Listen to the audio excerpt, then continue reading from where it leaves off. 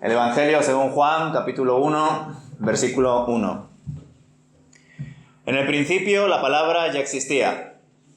La palabra estaba con Dios y la palabra era Dios. A partir de hoy, hermanos, estaremos reflexionando durante varios domingos en todos los escritos atribuidos históricamente al apóstol Juan. Comenzando por el Evangelio según Juan, en los cultos dominicales, y tratando primera, segunda y tercera de Juan, y también Apocalipsis, en los estudios bíblicos para adultos, cuando llegue el momento. Así que confío en que el Señor nos dé mucha sabiduría en medio de estas lecturas y exposiciones. Así que empecemos con el Evangelio. No sin antes ofrecer algunas consideraciones sobre este libro, como su autoría, su propósito y su fecha de composición.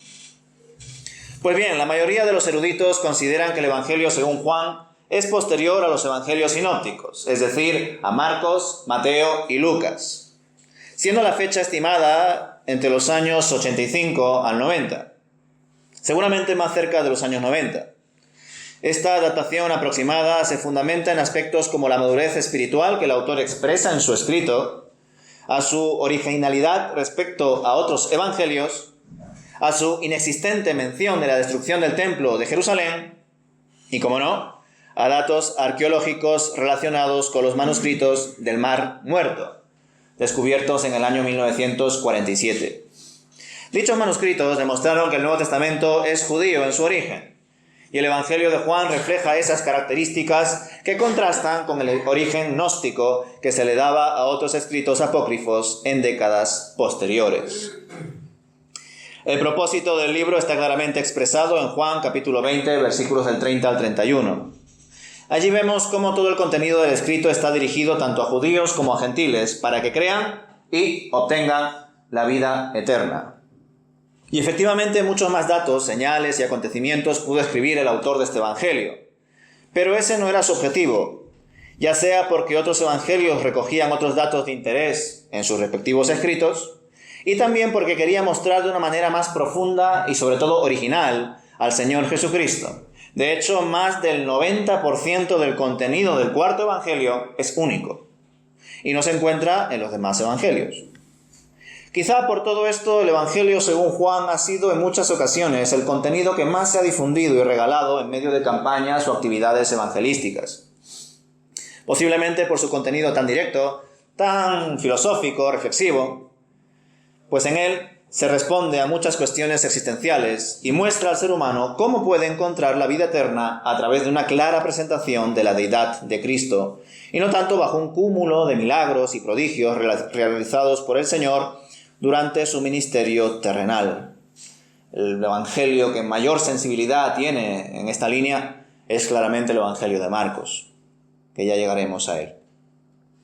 En relación a la paternidad literaria de este evangelio, desde los padres de la Iglesia se ha considerado que el autor fue el discípulo amado de Jesús, es decir, el apóstol Juan, hijo de Zebedeo. Tanto él como su hermano Santiago eran pescadores galileos y miembros de una familia, parece ser, bien acomodada, ya que en el Evangelio de Marcos, capítulo 1, versículo 20, se ofrece el dato de que su padre Zebedeo tenía gente a su servicio. A Juan y a Santiago Jesús los llamó Boanerges, que significa hijos del trueno. Y en ese sobrenombre encontramos una de las claves para la personalidad de Juan, pues varios interpretan que a estos dos hermanos el Señor los denominó así por el celo, la pasión y la ambición que poseían, al menos al principio de conocerles. Vemos, por ejemplo, que en Marcos 9, Juan le prohibió a un hombre echar fuera demonios en el nombre del Señor simplemente porque no formaba parte de los 12. Jesús acto seguido lo corrigió, diciéndole que nadie puede hacer milagros en su nombre y luego hablar mal de él. En Lucas 9, versículos del 54 al 55, vemos que Santiago y Juan le preguntaron al Señor si debían pedir que descendiese fuego del cielo para destruir a los samaritanos de una aldea que se negaron a recibirle, ¿recordáis? Como si esa aldea de Samaria fuese Sodoma y Gomorra. Y otra vez Jesús tuvo que reprenderlos por su intolerancia por los perdidos. El celo que tendría Juan, por tanto, por Jesús sería desmesurado, pero probablemente un tanto egoísta o interesado, al menos eso podemos pensar, cuando vemos que en Marcos capítulo 10, versículos del 35 en adelante, Juan y su hermano muestran al Señor su deseo de estar sentados a la derecha y a la izquierda de Jesús en el reino. Una petición que estaba fuera de su alcance y que le generó a Juan y también a Santiago un momento de enfado, de riña con los otros 10 apóstoles. Desde luego el apóstol Juan, al igual que el apóstol Pablo, fue un discípulo que acabó madurando con el paso del tiempo. Es más, pasaron 6 décadas entre el ministerio terrenal de Jesús y la composición de este evangelio. Así que seguro que tuvo tiempo para reflexionar y crecer en el Señor, para que en un momento dado, inspirado por Dios, escribiese todo lo que hoy podemos leer. Claramente su redacción posee un carácter más profundo, más cercano, más teológico que los otros evangelios. Y esto posiblemente sea así porque Juan fue el discípulo amado de Jesús. Estaba muy cerca de él. Y quizá uno de los más jóvenes, especulan algunos teólogos, de los 12, el cual ocupó además también el vacío que dejó Jesús con su muerte, ¿verdad? En su madre María, esa sustitución, ¿no? Madre, ahí tienes a tu hijo. Y Juan, ahí tienes a tu madre. Y como no, pues acabó siendo el escritor más longevo de todos, acabando su último libro en la isla de Patmos, llamado Apocalipsis. Así que hagamos el esfuerzo de conocer esta palabra de Dios escrita por este siervo, un siervo denominado por algunos por el apóstol del amor, pues es uno de los temas más recurrentes en sus obras, y que desde luego fue un hombre donde el Señor realizó su gran obra, cambiar su corazón, su transformación, su conversión y también santificación, hasta el momento de su glorificación, pues entendemos que está con el Señor, como ocurrirá con nosotros también en algún momento, porque somos hijos de Dios. Bien, comencemos entonces con el versículo 1. En el principio la palabra ya existía, la palabra estaba con Dios y la palabra era Dios. Así está escrito en la Nueva Traducción Viviente. Pero la Reina Valera de 1960 dice: en el principio era el verbo, y el verbo era con Dios, y el verbo era Dios. Sin embargo, otra versión, como la Biblia textual, dice: en un principio era el Logos, y el Logos estaba ante Dios, y Dios era el Logos. ¿Y a qué se deben estos cambios, o más bien matices, entre las diferentes versiones? Pues a que si leemos el texto bíblico en el idioma original, en el griego koiné, nos percatamos de ciertos detalles que creo que son bastante relevantes. Nada más empezar este evangelio, al igual que sucede con Génesis capítulo 1, versículo 1, nos damos cuenta que la expresión enargé es adverbial y no lleva artículo. Es decir, que es más preciso traducirlo como en un principio y no en el principio, al igual que sucede en Génesis, dejando de esta manera indefinido el tiempo de la creación. Y claro, nuestros deseos por querer delimitar el tiempo emergen ante esta indefinición, pero debemos comprender que esto va más allá de nuestros marcos temporales, y no podemos hacer una cronología de todo, pues aquí ya no estamos hablando del Cronos, sino más bien del Kairos. Es decir, que no estamos abordando nuestro tiempo meramente, sino más bien el tiempo de Dios, algo que en profundidad escapa a nuestra comprensión, y hasta nuestro uso de los tiempos verbales y de ciertas expresiones pueden jugarnos una mala pasada. Retomando, por ejemplo, el relato de Génesis, fácilmente nos podemos preguntar: ¿y cuándo fueron creados los ejércitos celestiales? ¿Y los hijos de Dios, como diría Job capítulo 38, qué pasa con ellos? Pues así dice el Señor a través de este fragmento: ¿dónde estabas tú cuando yo fundaba la tierra? Decláralo, si tienes inteligencia. ¿Quién determinó sus medidas, ya que tanto sabes? ¿Quién extendió sobre ella cordel? ¿Sobre qué están fundadas sus bases? ¿Quién puso su piedra angular cuando alababan todas las estrellas del alba y todos los hijos de Dios daban gritos de júbilo? Desde luego los ángeles fueron testigos de la creación de Dios, pero en nuestros deseos por querer realizar una cronología, especulamos en qué día de ese relato de la creación Dios creó a los ángeles. Pero ¿y si fue antes de ese principio? el cual es uno, y no es el principio, es un principio. Ahora bien, estoy diciendo con esto que los ángeles, los hijos de Dios, como son llamados comúnmente en el Antiguo Testamento, existieron, vamos a decir, desde siempre, en la presencia de Dios como si fuesen como Él, o como una extensión de Él. Pues no lo creo, ya que en Apocalipsis apreciamos ejemplos en los que los mensajeros de Dios le dicen a Juan que no se postre ante ellos, pues ellos son siervos de Dios como Él. No son Dios y no merecen adoración. Así que si en algún momento Dios creó a los ángeles, no lo sabemos, pues su reino celestial va más allá de nuestra comprensión, es atemporal, no está delimitado bajo nuestros parámetros y obviamente escapa a nuestro entendimiento.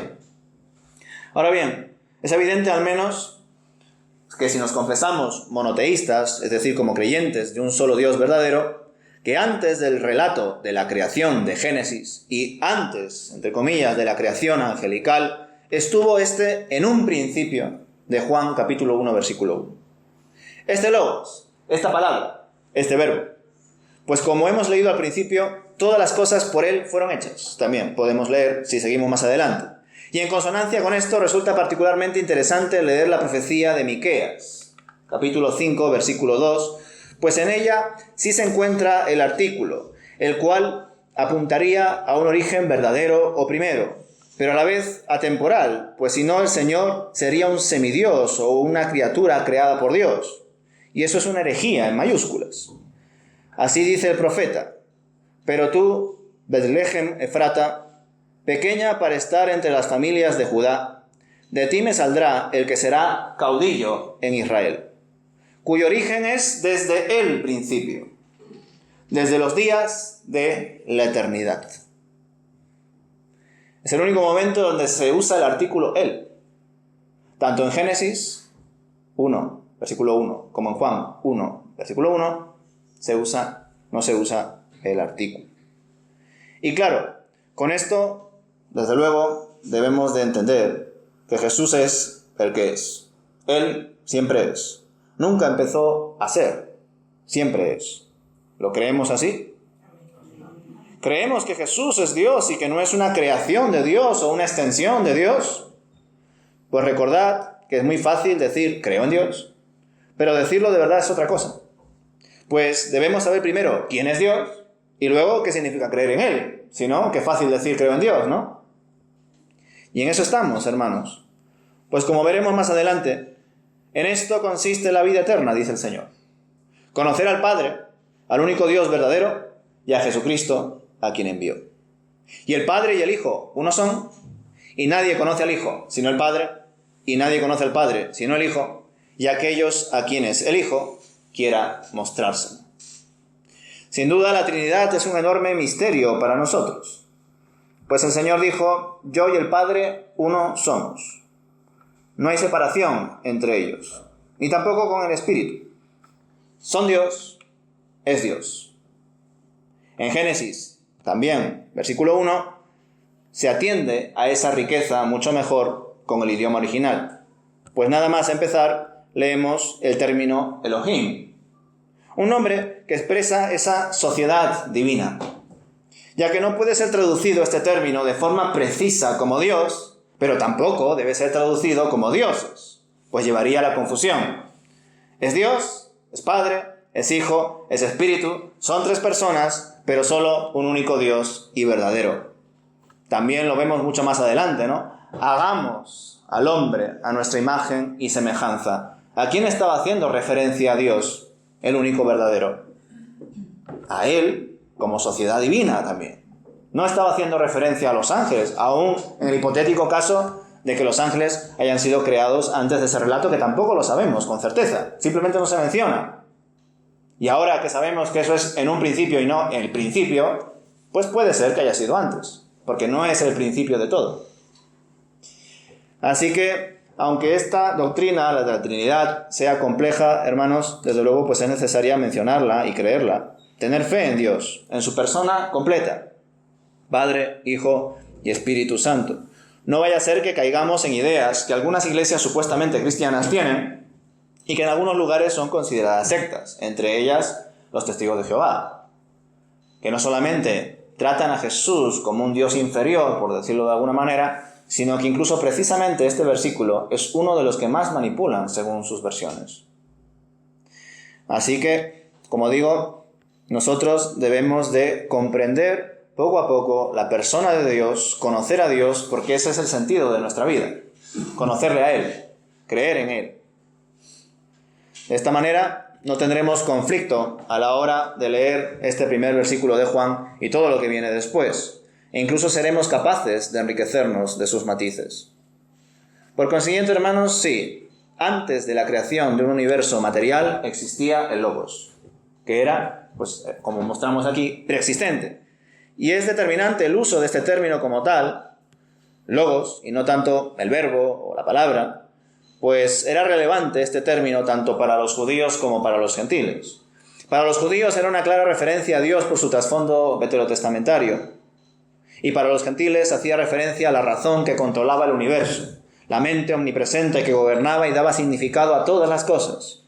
En definitiva, el Logos es la manifestación de Dios, es Jesucristo, es Dios. Y como veremos más adelante, el Logos se hizo carne en un momento dado y vivió corporalmente entre nosotros, manteniendo la plenitud de su naturaleza divina, como vimos en Colosenses capítulo 2, versículo 9. Es decir, en la encarnación, Jesús no dejó de ser quien es, Dios, pues siempre lo fue y siempre estuvo en comunión con Dios Padre, al mismo nivel. De ahí la importante y pedagógica traducción de la palabra ante. El Logos estaba ante Dios. Otras versiones traducen la preposición pros como con. Por ejemplo, pues lo vemos aquí con la Reina Valera y también con la Nueva Traducción Viviente. Pero esta traducción que usan estas versiones, este término, solo incide en la proximidad. Sin embargo, la preposición ante expresa también dirección y posición, no solamente proximidad. Es decir, que el Logos estuviese ante Dios muestra que estaba en su presencia, cara a cara, y además en una misma posición, o podríamos decir en un mismo nivel. Y esto tiene mucho sentido, pues en la antigüedad era importante que las personas de la misma posición estuvieran al mismo nivel, cara a cara, cuando se sentaban el uno frente al otro. Por lo tanto, de esta expresión podemos deducir lo que veremos en más ocasiones, que Jesucristo estaba con el Padre desde antes de todas las cosas y estaba en comunicación activa con Él, en comunión con Él. Lo de ante Dios lo menciona también el mismo autor en 1 de Juan, en el capítulo 1, versículo 2, diciendo en este caso ante el Padre, no ante Dios. Pero me entendéis, es lo mismo.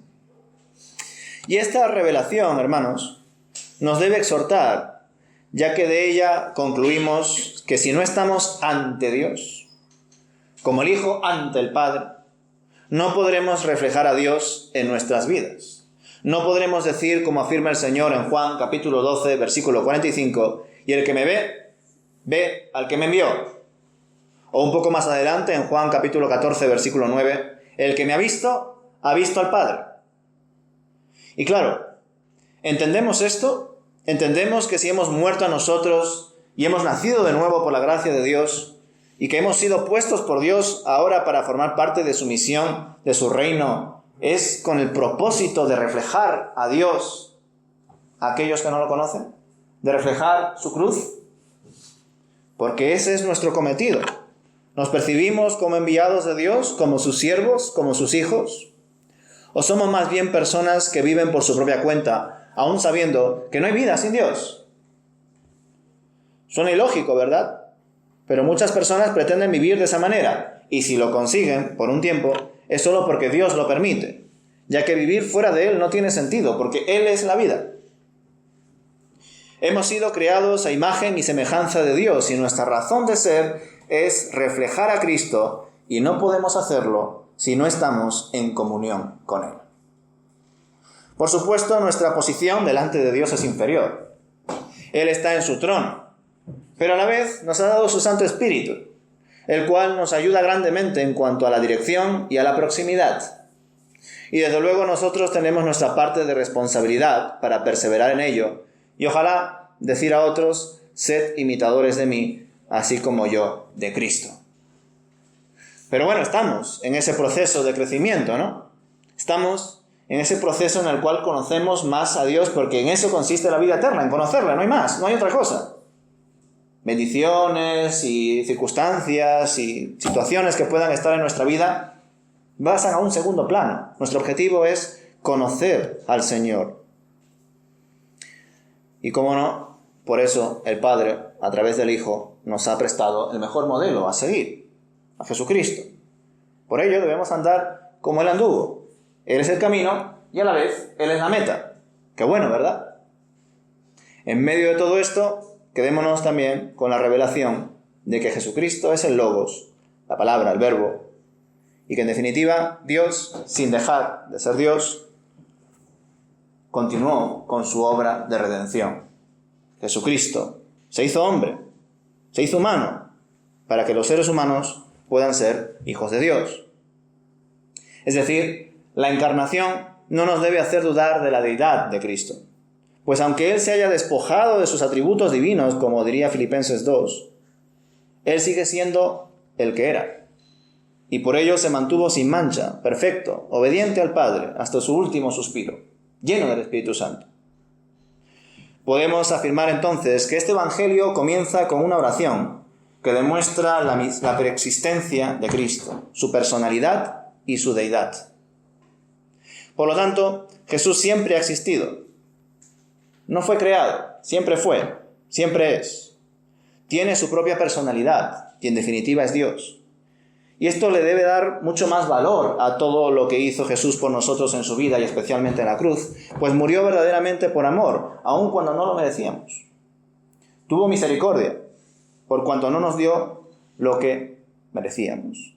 Y tuvo gracia, por cuanto nos dio lo que no nos merecíamos. Eso es lo que expresa Dios en Jesucristo, nuestro Señor. Así que, ¿qué haremos ante tan profunda revelación? Ante tan grande expresión de amor. ¿Qué haremos ante estas palabras? Donde se nos muestra que Dios está al control de todo, que Él es el que es, como le enseñó a Moisés. Que el Señor nos dé sabiduría, hermanos, porque ciertamente este Evangelio es bastante desafiante, es bastante complejo y la idea es intentar aterrizar todo lo que vayamos aprendiendo, pero como digo, dado a que este autor tuvo 6 décadas para pensar en lo que iba a escribir, guiado por Dios, por supuesto, creo que esa es una de las claves por las cuales este Evangelio es tan profundo, tan filosófico, si me permitís. Pero bueno, estamos creciendo en el Señor, hermanos, así que confío en que Él nos dé sabiduría a la hora de entender su revelación, de entender que Dios es el Logos, que Jesucristo es Dios, que en Él tenemos una vida y también tenemos el ejemplo a seguir. Que ojalá, hermanos, de esta manera podamos reflejar lo que el Señor quiere que podamos compartir a los demás. Su amor, su misericordia, su gracia. Decir en muchos lugares que el Señor Jesucristo es Dios puede causar bastante conflicto. Incluso dentro de iglesias que supuestamente se autodenominan cristianas, ojo. Y que incluso tienen sus discusiones en cuanto a vamos a decir, el origen de Jesús o el Cristo preencarnado, que también lo podremos considerar en algún momento. Pero todo esto también se da por el asunto del Cronos y el Kairos, por el deseo de querer comprender el tiempo de Dios bajo nuestras reglas temporales. Con Él todo es. Sin embargo, en nuestro tiempo, en nuestra cronología, las cosas van siendo. Para Él ya somos hijos de Dios.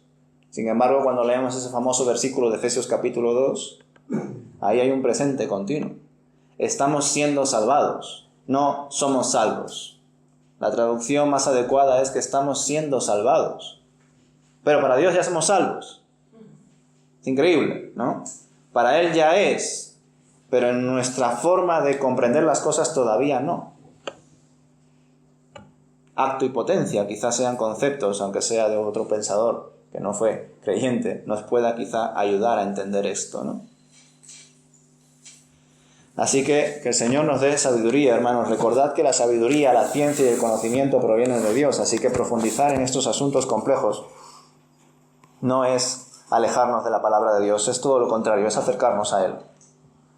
Así que busquemos de Él, hermanos. Confío en que podamos seguir escarbando acerca de estos versículos.